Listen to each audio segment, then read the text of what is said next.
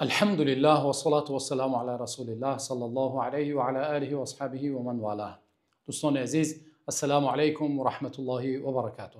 سر اول برای هر یک شما دعا میکنیم که الله پاداش نیکتان دهد. نوار گذشته چنانه که از شما خواهش کردیم که به همه فرستانید، سبحان الله تصور میکنید برای 340,000 نفر یوتیوب پیشنهاد کرده است و سبب همه همین شما هستید دوستان عزیز و ان شاء الله شما در اجر شریک هستید، چنانه که پیامبر صلی الله علیه و سلم میگویند الدال علی الخیر کفاعله، انسان دلالت کننده به کار خیر مانند کننده اش است. چنانه که کننده اش اجر میگیرد، همچنین دلالت کننده به کار خیر صاحب اجر میشود و آنهایی که 340,000 نفری که یوتیوب برای آنها پیشنهاد کرده است نوار بنده را، انشاءالله شما در اجر شریک هستید دوستان عزیز. و همیشه فراموش نکنید در کار خیر همیشه سهم گذار باشید. بنده مؤمن چنانه که گفتیم همیشه به کار خیر دلالت میکنند. و راستی برادران عزیز، من خودم منتظر نبودم پس از نوار گذشته اینقدر خواهران زیاد از شوهران خود شکایت کنند. بسیار شکایت ها است و یکی از همونها میگوید خواهشاند به مردانی که ناشکری میکنند، از زن و فرزند میخیزند، از عقب دخترها میگردند، زنا میکنند، نعوذ بالله میگفتید یگان چی میگفتید. و همچنین سوال های خیلی زیاد هم آمدگی هست، ولی بیایید سوال های زیاد را انشالله به نوار آینده میمانیم و برای این خواهرها و برای آنهایی که نعوذ بالله زنا میکنند و به کارهای فحش دست میزنند و زندگی دارند، زن دارند، فرزند دارند، ولی باز به همین فحشا دست میزنند، با آنها یک صحبت کنیم. و همچنین مقصد بنده وقتی به زنها گفتم که تلفن شوهر خود را نکوبید، مقصدم این نبود که مردان باید خیانت کنند یا برای مردان خیانت کردن اجازت است. نه، نعوذ بالله، هرگز من این را نمیخواستم بگویم. زیرا اینکه خیانت کردن یکی از گناه‌های کبیره است و همچنین زنا کردن که برای هر یکی ما و شما معلوم است که زنا کردن این یکی از گناه‌های کبیره است که اگر مردی که زنا میکند زن داشته باشد، نعوذ بالله، حکم او را موافق قرآن ما و شما میدونیم که حکم او قتل است. نفری که زنا میکند و زن دارد زناکار است و این انسان مرده است. حکما آن انسان زنده نیست، انسان مرده است. و چنانه که الله سبحانه و تعالی در سوره حج آیه 38 میفرماید ان الله یدافع عن الذین آمنوا ان الله لا يحب كل خوان کفور. الله میگوید الله تعالی از کسانی که ایمان آورده‌اند از آنها دفاع میکند. الله سبحانه و تعالی و همچنین الله آنهایی که خیانتکار هستند و آنهایی که ناسپاسگزار هستند آنها را الله هرگز دوست نمی‌دارد. انسان خیانتکار را الله دوست نمی‌دارد. همچنین در دیگر آیات الله میگوید ان الله لا يحب الخائنین. الله هرگز انسان خیانتکار را دوست نمی‌دارد. و خیانت، آن نفری که خیانت میکند به همسر خود، خیانت اگر چندی که بخشیده شود هرگز فراموش کردن نمی شود. نه در این دنیا و نه در آخرت خیانت فراموش کردن نمی شود دوستان عزیز. پیامبر صلی الله علیه و سلم در حدیث صحیح خود می فرمایند یرفع لكل غادر یوم القیامة لواء یقال هذه غدرة فلان ابن فلان. یا در روایت دیگر لكل غادر لواء عند استه یوم القیامة. هر انسان خیانتکار روز قیامت در قفایش یک پرچم زده می شود، پرچم خیانتکار، و در همون پرچم نوشته شده است که این خیانتکار فلانی پسر فلانی است و خیانت او چنین است.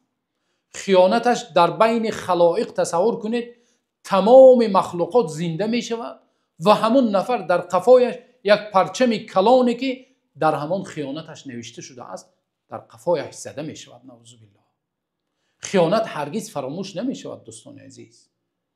و آنهایی که امروز همسر دارند، فرزند دارند، ناشکری همون زن و فرزندانشان میکنند و خیانت هرگز بهانه یا خودسفید کنی ندارد، یا به قول خیانت هرگز اپرودن ندارد.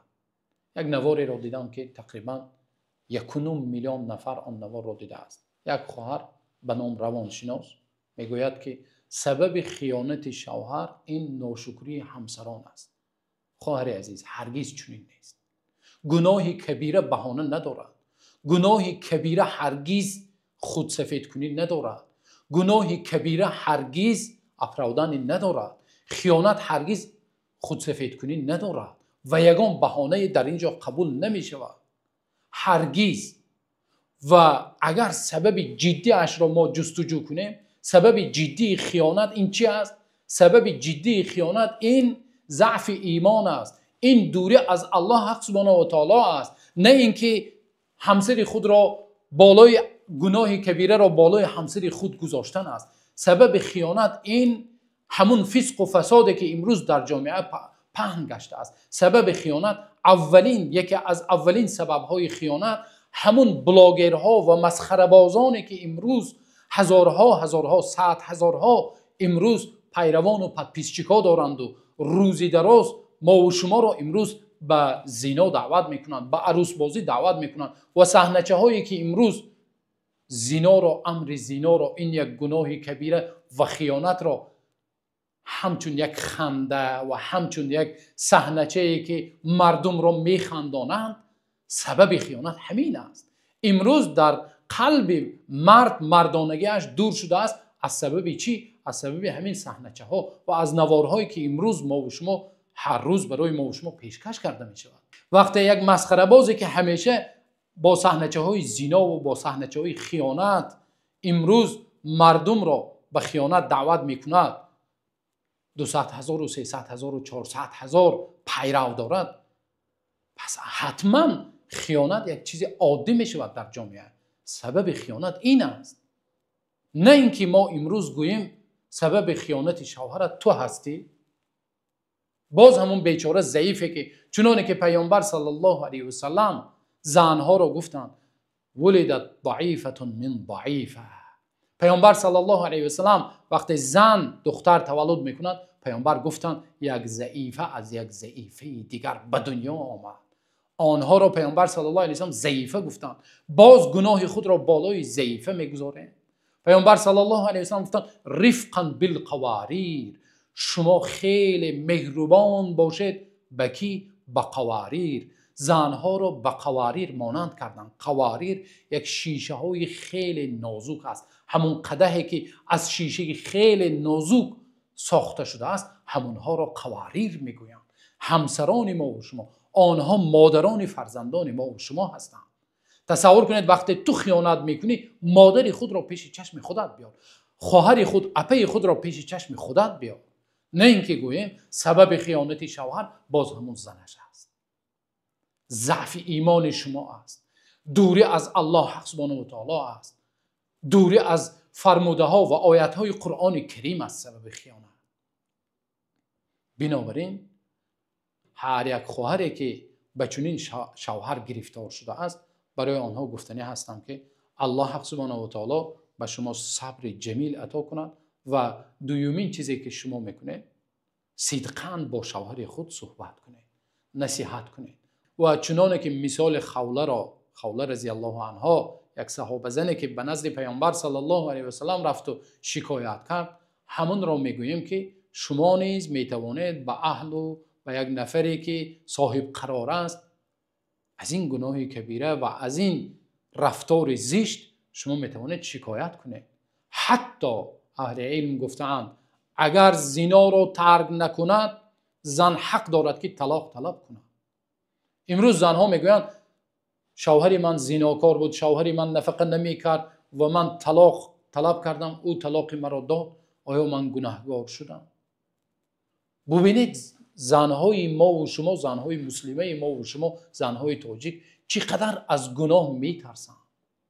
و همون حدیثی که پیامبر صلی الله علیه و سلم گفتند که هر زنی که بدون سبب، بی سبب از شوهر خود طلاق میپرسد، بوی جنت به او حرام است. در اینجا پیامبر صلی الله علیه و سلم گفتند بی سبب.